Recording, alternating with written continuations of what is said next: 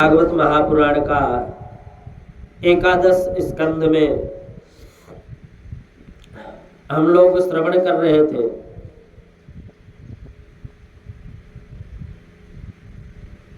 भगवान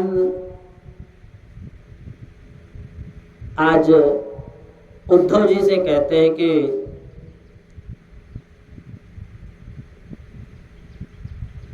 त्वं तु सर्वं परित्यज्य स्नेहं स्वजन बंधुषु मय्यावेश्य मनः सम्यक समदृग विचरस्वगाम। तुम सब कुछ त्याग करके अपने सगे संबंधियों को भी मन से त्याग कर, मन को असंग करके मुझ में अपने मन को लगा लो, समर्पित कर लो और समदृष्टा बने इस धरती पर विचरण करते रहो। उद्धव जी ने कहा, प्रभु हे योगेश्वर, हे योगात्मन, संन्यास का लक्षण क्या है? तो मैं सबसे विरक्त रह करके कैसे रहूंगा? संन्यास का स्वरूप क्या है? वह तो मुझे बताइए कि संन्यास है क्या, किसे कहते हैं? तब भगवान कहते हैं कि उद्धव ध्यान से सुनो, इस विषय में मैं तुम्हें एक इतिहास का बड़ा सुंदर उपाख्यान सुनाता हूं। एक बार हमारे पूर्वज महाराज यदु, भगवान कहते हैं कि हमारे पूर्वज यदु महाराज वन में विचरण करने के लिए गए। अब अचानक ही वहां वन में घूम रहे थे कि अचानक ही उन्होंने देखा कि एक हृष्ट पुष्ट महात्मा मार्ग में पड़े हुए। तो यदु महाराज आए और उन महात्मा को प्रणाम किया। महात्मा को प्रणाम करने के बाद कहा कि महाराज आप बिल्कुल बालकों की तरह निर्विकार होकर के इस वन में पड़े, बड़े आनंद से पड़े हैं। खाए पिए शरीर, बिना खाए पिए शरीर स्वस्थ नहीं होता। आपको यहाँ खाने पीने के लिए कोई अच्छी वस्तुएं तो मिलती नहीं है, फिर भी आप इतने स्वस्थ क्यों हैं? इतने प्रसन्न कैसे रह सकते हैं? अरे हम राजा लोग, राजाओं के पास कोई कमी नहीं है, जो इच्छा हो वो पाए। ऐसे राजसी ठाठ है हम लोगों के। अनेक प्रकार की उपभोग सामग्री हमारे पास है, फिर भी हम इतने प्रसन्न, इतने स्वस्थ और इतने निश्चिंत स्वभाव कभी नहीं रह सकते। इतना जितना कि आप हैं, आप घनघोर जंगल में बीच में पड़े हैं, आनंदित हो रहे हैं। ये आनंद आपको कहां से प्राप्त हुआ महाराज? कैसे प्राप्त हुआ? यदि आप मुझे बताने योग्य समझे तो अवश्य बताइए। जैसे गर्मी में संतप्त हाथी जब गंगा जी के शीतल लहरों में डुबकी मारता है ना, तो उसकी सारी गर्मी उड़ जाती है, पता ही नहीं चलता। उसी मार्ग से जनेषु तह्यमानेषु कामलोभ वदाग्निना न तप्यसेऽग्निना मुक्तो गंगाभ्यस्थ इव द्वपः। वो महात्मा कौन थे पता है? वो महात्मा थे दत्तात्रेय जी महाराज। और महात्मा कहते हैं कि संसार का तो प्रत्येक प्राणी का काम क्रोध लोभ की दवाग्नि में संतप्त है। संसार काम लोभ दवाग्नि ना, काम और क्रोध लोभ की दवाग्नि में संतप्त है। और आपका गंगा में डूबे हुए हाथी की तरह एकदम परमानंद का लाभ ले रहे हैं महाराज। ये आनंद आपको कैसे प्राप्त हुआ, कहां से प्राप्त हुआ? तब वह ब्राह्मण उठ करके बैठा और बोला, महाराज यदु, हमें दत्तात्रेय के नाम से लोग जानते हैं। देखो, सिर्फ कहते हैं कि हमें दत्तात्रेय के नाम से जानते हैं। आजकल के महात्मा है तो वो पहले लगाएंगे श्री श्री 1008 108 और जगत गुरु ना जाने कौन कौन से पीठाधीश्वर लगा करके और फिर बताएंगे। लेकिन देखो, अभिवादनशीलस्य नित्यो वृद्धोपि सेविनः। अब हम जब अभिवादन करते हैं बड़े का या छोटों को सम्मान करते हैं तो हमारी चार चीजें बढ़ती। क्या? अभिवादनशीलस्य नित्यो वृद्धोपि सेविनः चत्वारि तस्य वर्धन्ते आयु विद्या यशो बलम। हमारी चार चीज बढ़ती है, आयु, विद्या, यश और बल। तो हमें हमेशा अपने नाम, ये जो शरीर का नाम है, इस शरीर के नाम में छोटा ही नाम रखो तो अच्छा है। उसमें श्री लगाने की, जगत गुरु लगाने की, पदवी बताने की आवश्यकता नहीं है। ये कितनी भी पदवी लगा लो, ये शरीर के तो तीन ही गति होती है। जला दोगे राख बन जाएगी, गाड़ दोगे कीड़े मकोड़े बन जाएंगे, है? जला दोगे तो राख बन जाएगी, गाड़ दोगे कीड़े मकोड़े बन जाएंगे, हड्डी गल जाएगी, सूख बाहर सुखा दोगे सूख जाएगा।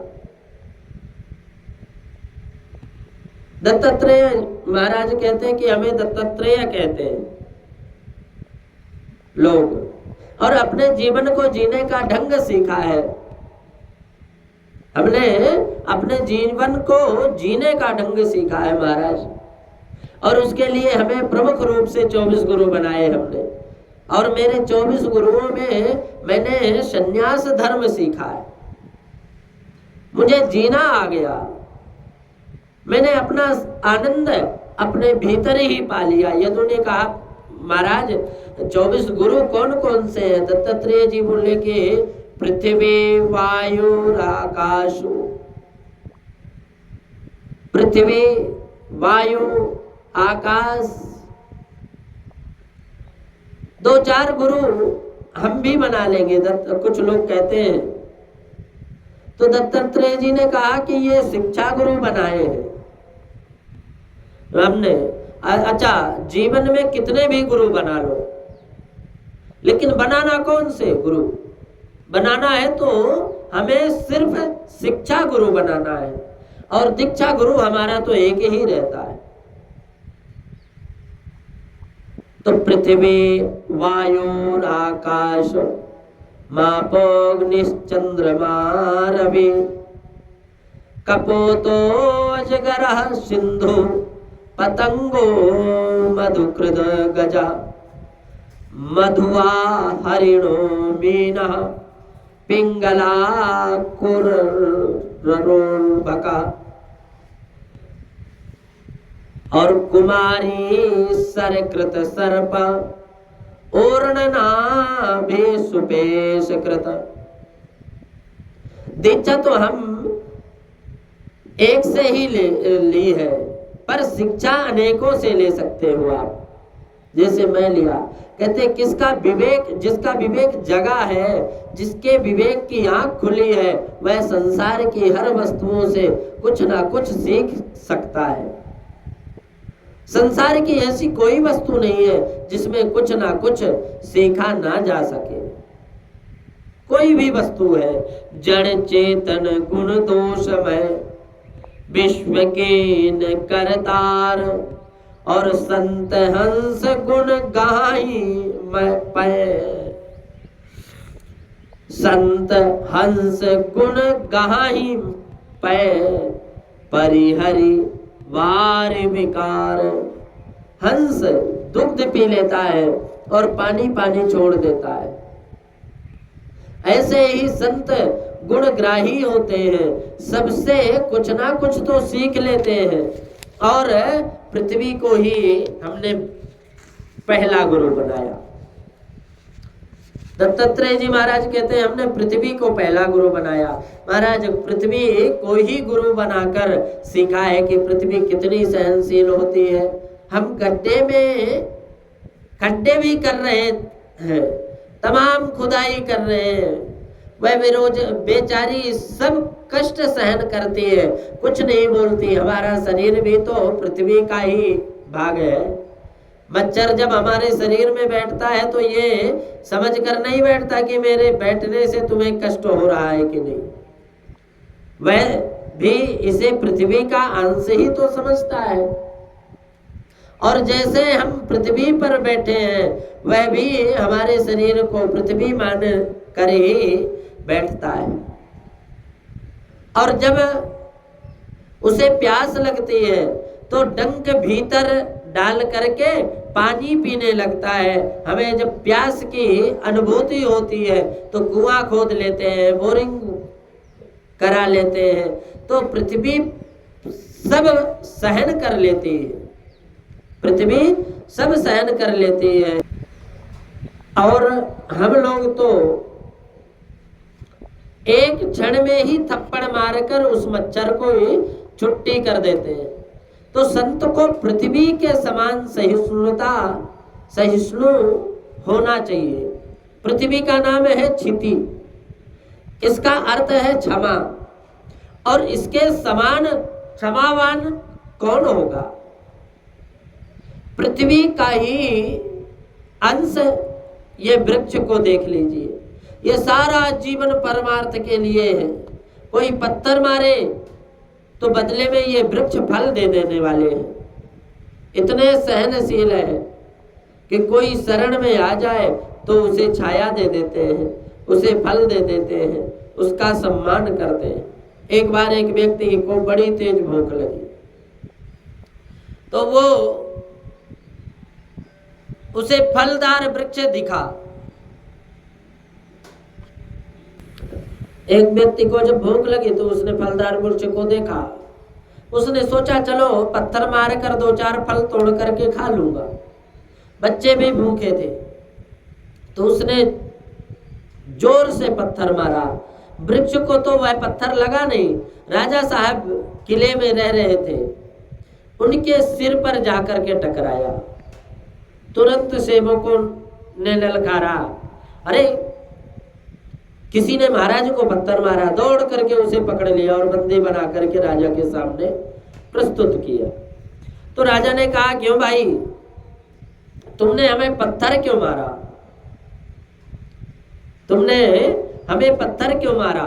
हमने तुम्हारा क्या बिगाड़ा था? वह बेचारा रोते हुए बोला, सरकार हमने तो पत्थर नहीं मारा, मैंने तो इस वृक्ष को पत्थर मारा था।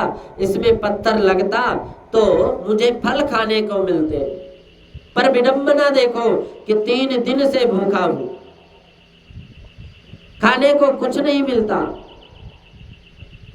सो वृक्ष पर पत्थर मारकर हमने देखा कि चलो वृक्ष पर पत्थर मार करके कुछ ना कुछ फल मिलेंगे, खा लेंगे, बच्चों को खिला देंगे। पर पत्थर वृक्ष को ना लगकर आपको लग गया, सो बंदी बन गया। राजा ने तुरंत विचार किया कि एक जड़ वृक्ष में यदि ये पत्थर लगता तो वह फल देता, और मुझ में लग गया तो मैंने इसे बंदी बना लिया। अरे हमसे अच्छे तो ये वृक्ष है जो पत्थर मारने वाले को भी फल देते हैं। राजा बड़े प्रसन्न हुए और इस घटना से उन्हें बड़ा ज्ञान प्राप्त हुआ। तो तात्पर्य यह है कि पृथ्वी के समान सहनशील कौन है? भगवान दत्तात्रेय कहते हैं वायु को भी हमने गुरु बनाया, उससे सीखा, दुर्गंध हो या सुगंध हो, वायु समरूप से विचरण करती रहती है। सुगंध को भी नहीं पकड़ती और दुर्गंध को भी नहीं पकड़ती, दोनों से असंग रहकर विहार करती है। दुर्गंध सुगंध थोड़ी दूर तक वायु के साथ जाएगी, इसके बाद छूट जाएगी। संत को भी वायु सत असंग हो करके विचरण करना चाहिए, किसी में कोई आसक्ति नहीं रखे। भगवान दत्तात्रेय कहते हैं कि राजन, आकाश को हमने गुरु बनाकर हमने सीखा कि आकाश असंग रहता है, उसी प्रकार महात्मा भी आकाशवत असंग रहते हैं। अरे जल को भी गुरु बनाकर हमने सीखा, जैसे जल बड़ा सरस होता है, स्वस्थ होता है, ये उसका स्वाभाविक गुण है। उसी प्रकार संत को भी सरस और स्वस्थ और पवित्र होना चाहिए। अग्नि को गुरु बनाकर सीखा कि जैसे ईंधन के भेद से अग्नि कहीं ज्यादा टेढ़ी मेढ़ी नजर आती है, उसी प्रकार से शरीरगत भेद से आत्मा में नाना तत्व दृष्टिगोचर होते हैं। वस्तुतः आत्मा छोटी बड़ी नहीं होती। चंद्रमा को गुरु बनाकर सीखा कि चंद्रमा की कलाएं घटती बढ़ती रहती है। हम लोग कहते हैं कि देखो आज अष्टमी है, इसलिए आधा चंद्रमा है, देखो आज पूर्णिमा है, आज इसलिए पूर्ण चंद्रमा है। अब सब आधे अथवा पूरे नहीं होते, ये तो उनकी कलाओं में घटना पड़ना होता है। सूर्य को गुरु बनाकर सीखा कि ग्रीष्म काल में सूर्य अपनी दिव्य रश्मियों से रस को ग्रहण करता है और फिर क्या करता है, सविता गोमीर संभुक्ते, सूर्य अपने रश्मियों के द्वारा पृथ्वी के रस को स्वात्म तदाप्त पत्र करता है। वो इसी को कहते हैं भोग। तो जैसे सूर्य रस ग्रहण करता है और बरसात में उसे वनस्पतियों में बखेर देता है, इसी प्रकार संत को चाहिए कि किसी से कुछ मिल गया तो ले लिया और नहीं किसी से कुछ मांगा तो कोई दे दिया, सूर्य की भांति रहे। कबूतर को भी हमने गुरु बनाया। कहते कबूतर को बनाया गुरु की कबूतर एक बार कबूतर और कबूतरी वन में रहते थे, पर एक दिन वह दाना चुगने गए और इतने में बहेलिया ने जाल फैला दिया, तो उसके छोटे छोटे बच्चे जाल में फंस गए। कबूतर और कबूतरी जब लौटे तो अपने बच्चे को जाल में फंसा देखा तो कबूतरी रोने लगी, हाय हाय मैं अपने बच्चों के बिना कैसे रहूंगी। वह भी जाल में कूद गई।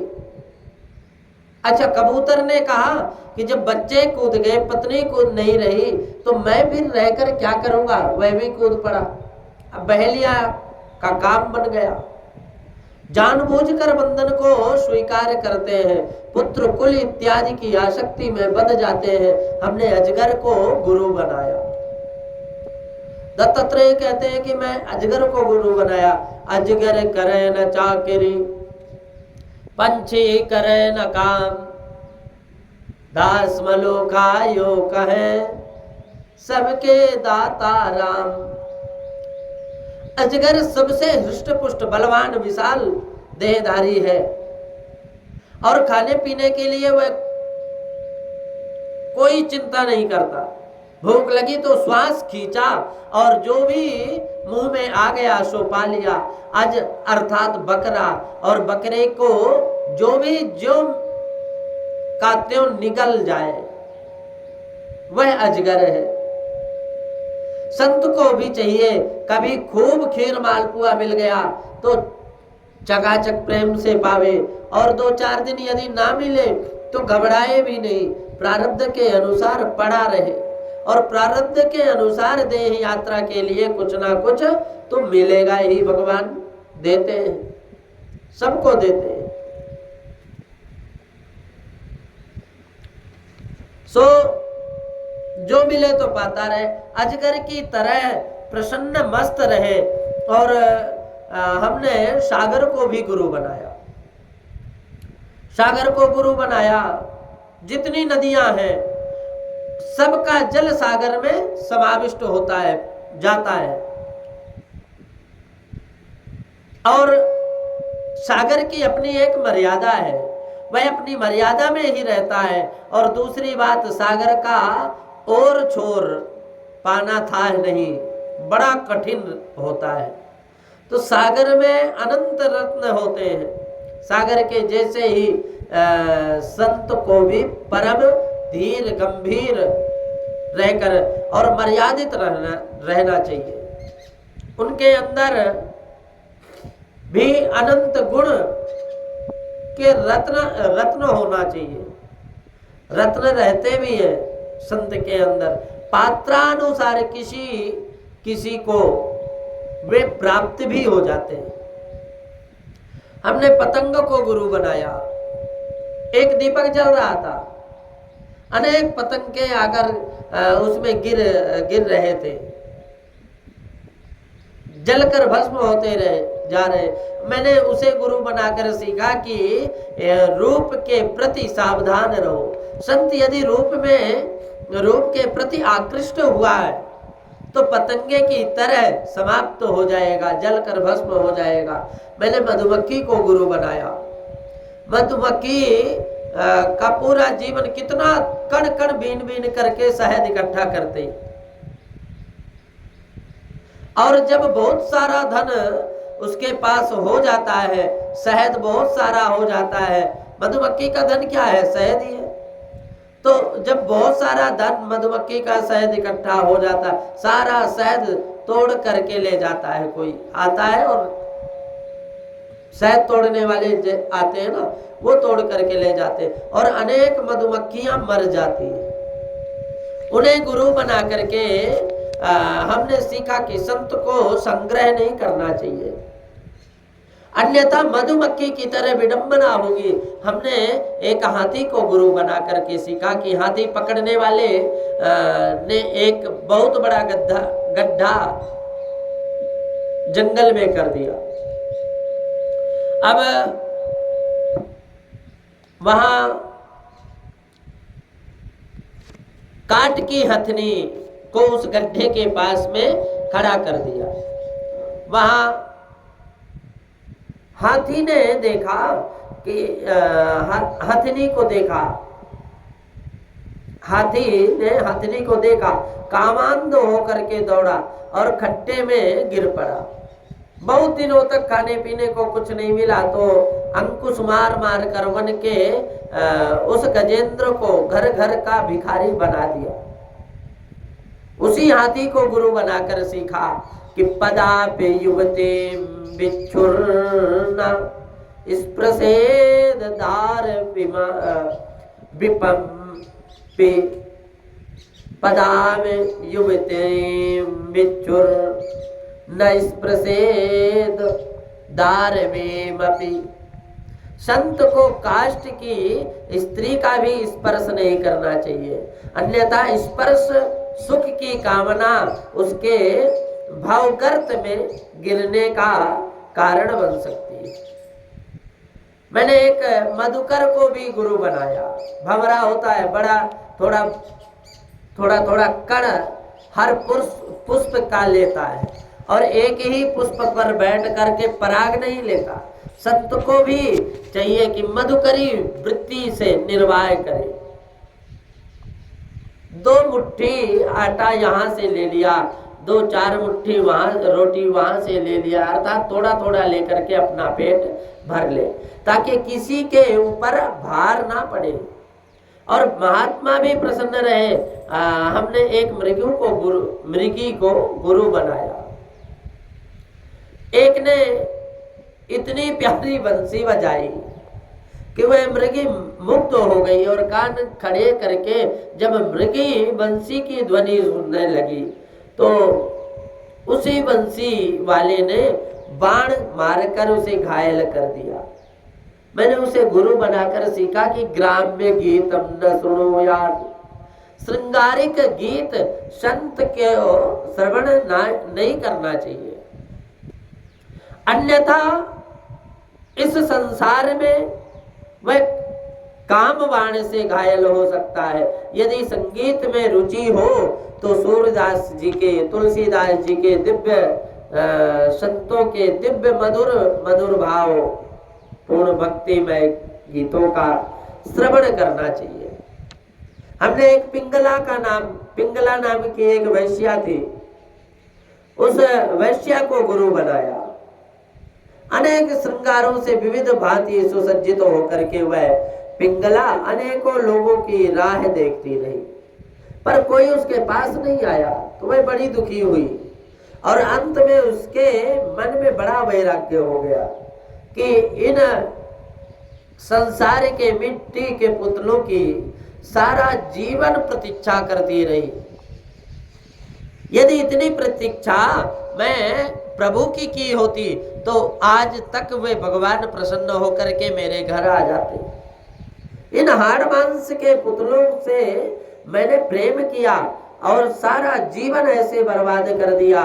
इससे जब किसी के आने की आशा नहीं की, सबसे निराशा हो गई, अंदर गई तो बड़े आनंद के साथ निश्चिंत होकर सो गई।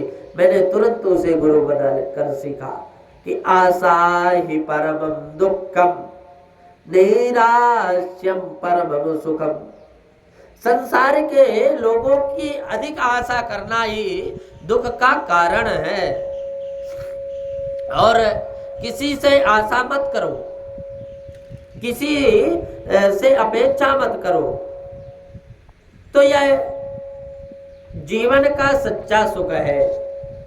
कोई दे दे तो अच्छा, अपेक्षा मत करो कि इससे कुछ मिलेगा। आशा करोगे तो फिर वह पूरी नहीं होगी तो निश्चित रूप से मन को कष्ट पहुंचेगा। आशा ही दुख का कारण है। हमने एक कुकर पक्षी को गुरु बनाया। एक कुकर पक्षी मांस पिंड मुंह में लिए जा रहा था। उसके मुख से जब मांस पिंड उसके मुख में जब मांस पिंड देखा तो अनेक पक्षी टूट पड़े। उसकी ऐसी अवस्था हुई कि बेचारा घायल हो गया और अचानक उसके मुख से वो मांस पिंड छूट गया। अब धरती में गिरा तो सारे पक्षी उस मांस पिंड के साथ ही लगे चले गए और वह छीना झपटी से मुक्त हो गया। मैंने उसे गुरु बना करके सीखा कि अधिक संग्रह यदि आपके पास है तो किसी को तुरंत सौंप दो, क्योंकि यदि संग्रह तुम्हारे पास है तो संसार के लोग चारों तरफ से चींटियों की तरह तुम्हारा पीछा नहीं छोड़ेंगे।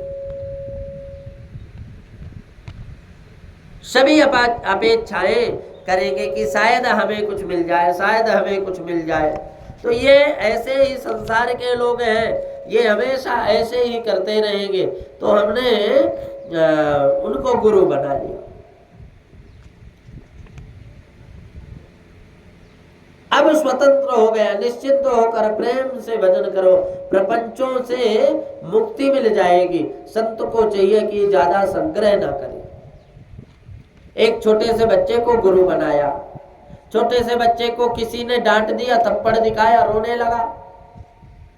उसी ने जब बड़े प्यार से चुपकार कर पुचकार करके गोदी में बैठा कर लड्डू खिलाया तो वह अपमान भूल गया, खुश हो गया। संत का स्वभाव भी ऐसा ही होना चाहिए कि किसी ने कुछ उल्टा सीधा बोल दिया तो द्वेष की गांठ ना लगावे। बालवत अपमान मान और अपमान पर ध्यान नहीं देना चाहिए संतों को। हमने एक कन्या को भी गुरु बनाया। एक कन्या की सगाई हो गई थी और उसके ससुर उसे देखने के लिए आए। तो ससुर जब देखने के लिए आए तो उसके माता पिता कोई नहीं थे घर में, कई बार गए होंगे, तो बेचारी अकेले। अब उसके ससुर बोले बेटा कोई बात नहीं है, हम संबंध पक्का करने आए थे, तो ठीक है तुम्हारे माता पिता नहीं है तो हमने संबंध तो पक्का कर लिया, ये चूड़ियां पहन लो और अब हमारे लिए बढ़िया सा चावल बना दो। चावल बहुत पसंद करते हैं। अब उस कन्या ने पूरा घर छान लिया पर चावल नहीं मिला। अब घबरा गई, हे भगवान क्या करूं, कहीं घर की बदनामी ना हो जावे, ये क्या सोचेंगे कि घर में चावल ही नहीं है। बहुत ढूंढने पर थोड़ी सी धान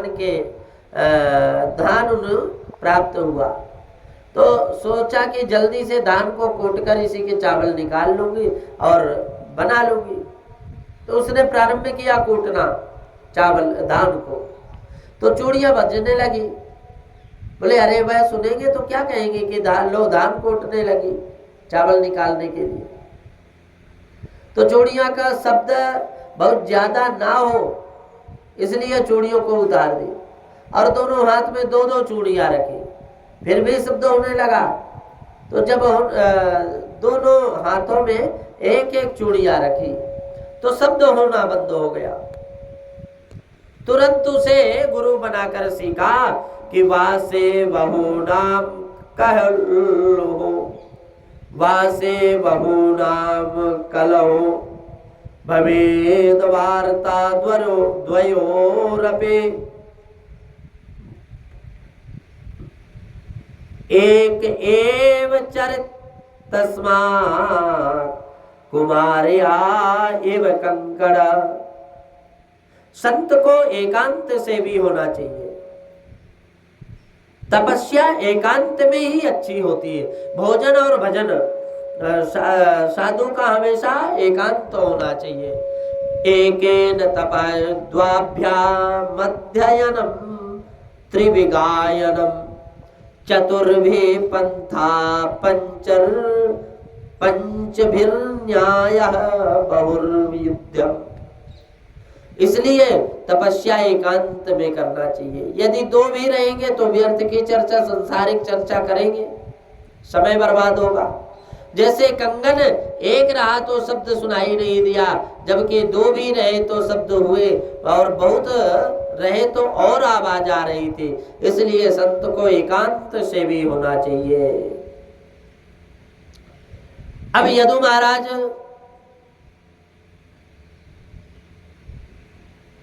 हमने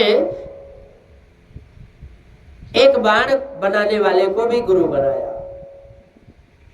दत्तात्रेय जी महाराज कहते हैं कि हमने एक बाण बनाने को भी, एक व्यक्ति बाण की नोक बनाने में इतना एकाग्र हो गया कि राजा की सवारी के बैंड बाजे के साथ सामने से निकली, उसे पता ही नहीं चला।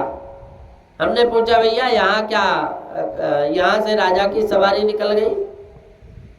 उसने कहा महाराज मुझे पता नहीं है, मैं तो अपने वाणी की नोक बना रहा था, तो निकल गई कि नहीं निकली मैं बता नहीं सकता। तुरंत उसे गुरु बना लिया कि ध्यान हो तो ऐसा हो। एक साधारण वाणी की नोक बनाने में कितना एकाग्रमन हो गया कि इसे पता ही, इसे बैंड बाजों का भी पता नहीं चला। ये दाम्पत्य, ये तादात्म्य होना चाहिए, ये ऐसा एकाग्रता होनी चाहिए, ध्यान की ऐसी उत्ताद स्थिति होनी चाहिए। हमने एक सर्प को भी गुरु बनाया और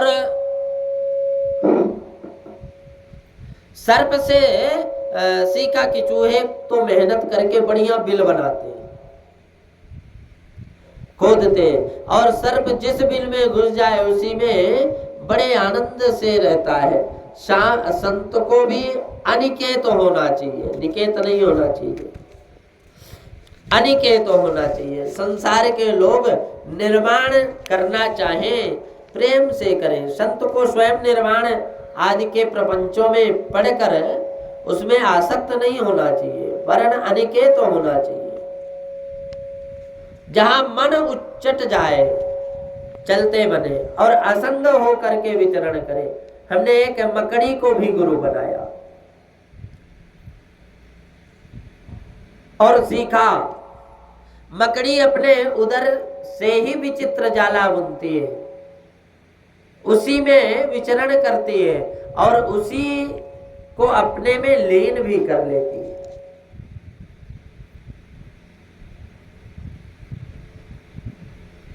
आज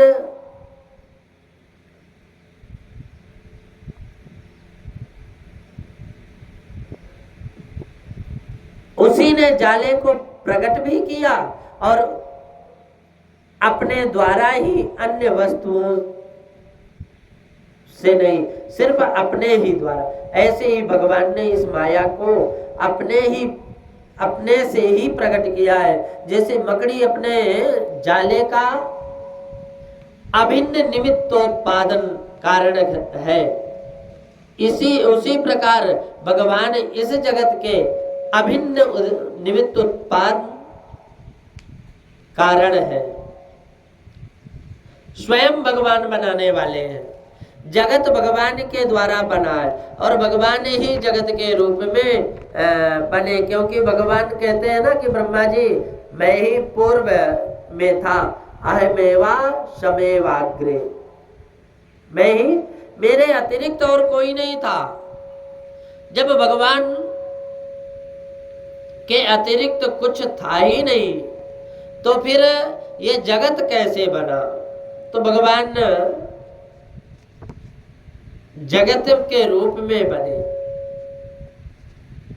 इसके लिए वो निमित्त कारण भी है और उपादान कारण भी है।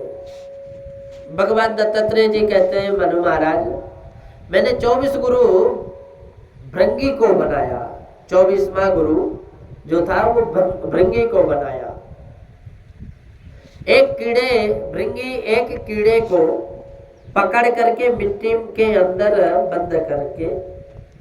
बंद कर देता और छोटा सा छिद्र करके उसी पर गुनगुनाता रहता। अंदर का कीड़ा भयाक्रांत होकर भृंगी का ही सतत चिंतन करता करता और वह भृंगी का चिंतन करते करते अंत में स्वयं भृंगी बन करके मिट्टी के बाहर निकल पड़ता है। उसे गुरु बनाकर सीखा कि चिंतन करोगे तो वही आप बनोगे।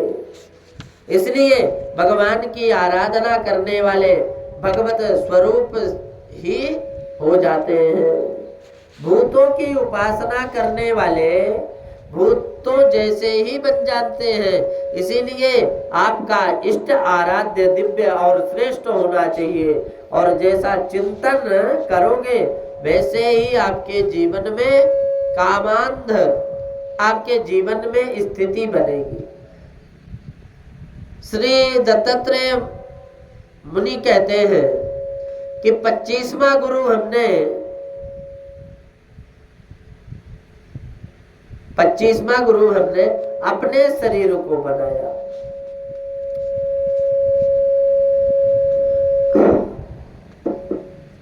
अपने शरीर को बनाया।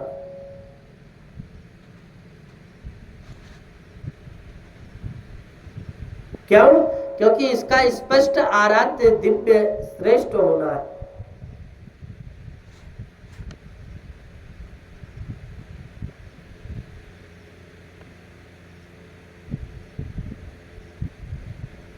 वहां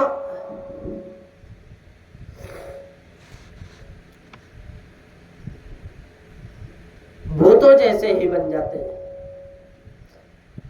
25वां गुरु बताते हैं कि हमने इससे पहले विरक्त और विवेक दोनों प्राप्त किए।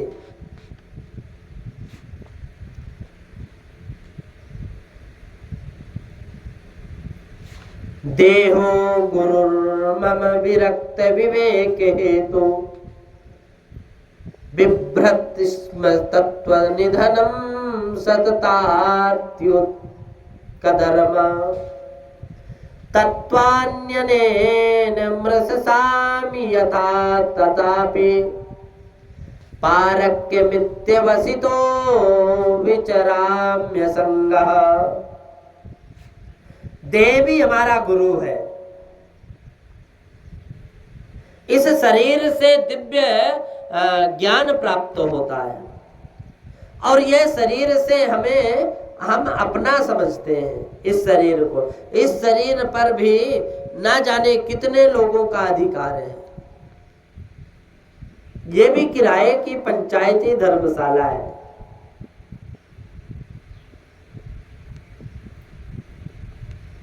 तो किसी दिन इसे भी हमें खाली करके जाना पड़ेगा। इसलिए मैं बिल्कुल असंग होकर के विचरण करता हूँ। देह भी मेरा नहीं है, ये मुझे मालूम है। ये जितनी इंद्रियां हैं वे सब अपने अपने विषयों में हमें लूट रहे हैं। वहां जिह्वा कहती हमें स्वादिष्ट भोजन दो, नेत्र कहते हैं सुंदर रूप दो, कान कहते हैं सुंदर संगीत दो। जैसे बहुपत्नियों के बीच में घिरे हुए पति की दुर्गति होती है, ऐसे ही इंद्रियां जीव को लूट रही है और अपने अपने विषयों की तरफ खींच रही है। 84 लाख योनियां हैं। ब्रह्मा जी ने इन सब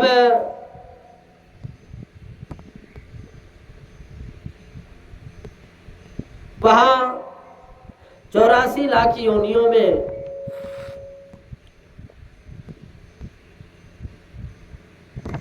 भटकते रहे, संतुष्टि नहीं मिले। किंतु जब मनुष्य शरीर का निर्माण किया तो ब्रह्म अवलोकधिषणम मुदमाप देवा। इस मानव की रचना देखकर ब्रह्मा जी मुग्ध हो गए। वहां ब्रह्मा जी मुग्ध हो गए।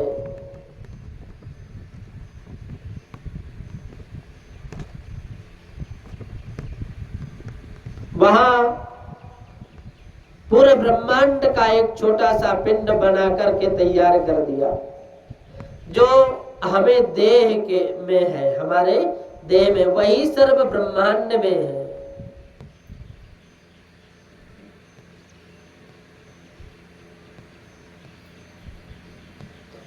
परमात्मा बहुत कृपा करते हैं,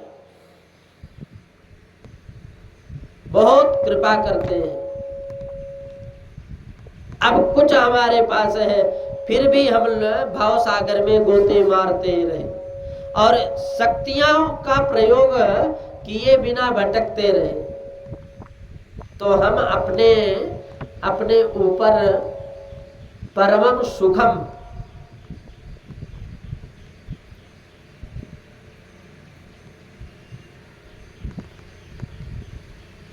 ये देव दुर्लभ मानव शरीर हमें मिला है, और जो इस संसार से बाहर निकलने के लिए प्रमुख दरवाजा है क्या कि बड़े भाग्य मानुष तन पावा,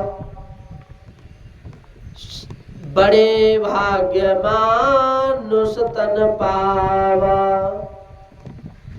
सुर दुर्लभ सब ग्रंथ गावा, साधन धाम मोक्ष कर द्वारा, पाई न जही परलोक समारा।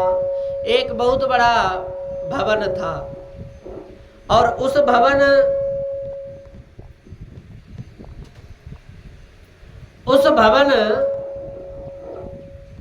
में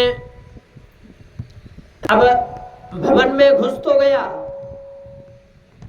भवन बहुत बड़ा है, घुस गया। अब निकलने को दरवाजा ना मिले तो कभी इधर कभी उधर दरवाजे से सिर पटक कर